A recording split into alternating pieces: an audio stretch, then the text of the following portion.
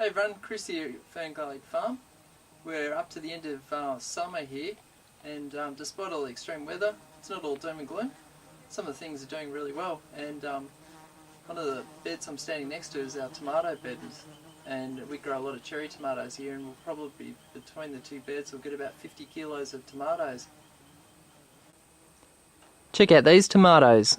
These are cherries, and we plant them very, very closely together, and the bed's about 2 metres across, and in each bed there's probably about 50 different plants, and they're all heritage varieties, and they grow really, really well, and they'll probably be ready for harvesting in about early to mid-March. One of the tough things about summer is that on a particularly hot summer, you get a lot of the veggies bolting to seed, so we're really, really short on greens here at the moment. To the left of this shot is a basil. It's a sweet basil, and it's you can see it's going to seed. And to the right of it is a curly leaf parsley that's also going to seed. So once the plants go to seed, it really affects their flavours, and they can actually, their life cycle really speeds up. So it's very difficult to keep yourself in a continuous supply of greens. So what we're doing about it is we're setting up a raised garden bed in the complete shade wall. I mean, it gets about an hour's sunlight a day, and that will supply us with greens for most of the summer, and it'll really slow the life cycle down of the particular plants.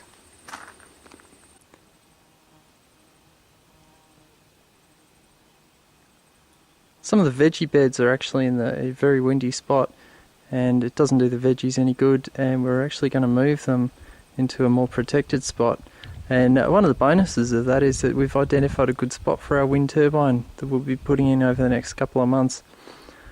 The bed to the right is an asparagus bed, and the other thing is too, that's done exceptionally well over summer, so we're going to move it to a much larger bed so that we can permanently have asparagus going there.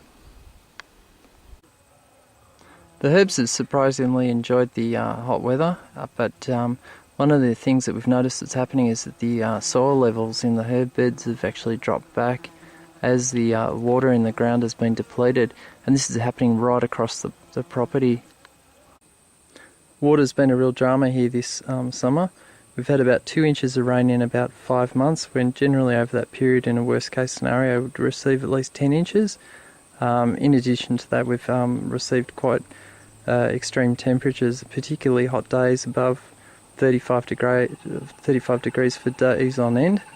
And you can see here the herbage is actually browned off. And what's interesting though is that every night the kangaroos and wallabies and wombats are still out here, and they're still eating something. I'm not sure what it is, but they are still here.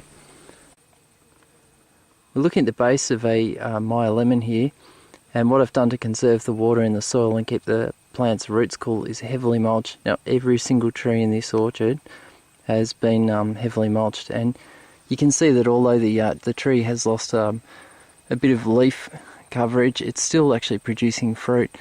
And the lemons and the citrus have actually done very, very well over this hot weather despite losing a bit of foliage. And you can see they're still producing quite a bit of fruit, which is great. With the exception of the olives, the citrus is the only thing still producing. We picked the last of our apples last week. Zucchinis are doing really well in these conditions too. They love the full sun. If you like cucumbers, then this is the year for you. This plant has about 6 fruit on it. You can see them just hiding there. And this plant gets no water or attention whatsoever. Bushes of the mint family have done really well actually in these conditions, and I'm using this as a mint hedge to hide a water tank. One of the surprises has been that the herbs have done really, really well over the heat, but rhubarb has actually also done very well. We've had it in the ground for a couple of years and it's done virtually nothing, but this year it's just gone off. I finally got round to putting some heavy-duty bird netting over the strawberry patch, and they've started producing again, which is fantastic. It's quite a lot of effort went into actually netting off the strawberries, as the wallabies used to previously jump on the actual netting, squash it down and eat the strawberries and the plants through the netting. So we lost a couple of hundred plants that way, but with a bit of water and a bit of bird netting, they're starting to produce runners again. This fruit tree is an orange. It's a sweet Mediterranean, and you know the wallabies are actually starting to get quite hungry when they're starting to eat citrus, because generally they don't like citrus at all. They have done a little bit of damage, but not too much so far, and this tree will bounce back as soon as the rains kick off again.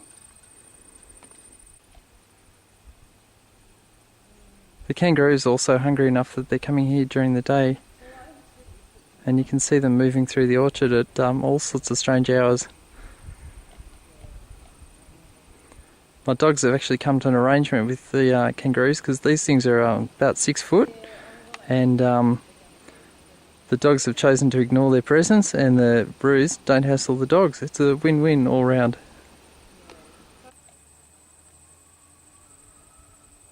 Still leaving water out for the local birds, and they're really enjoying it. You can see this magpie again enjoying a good bath.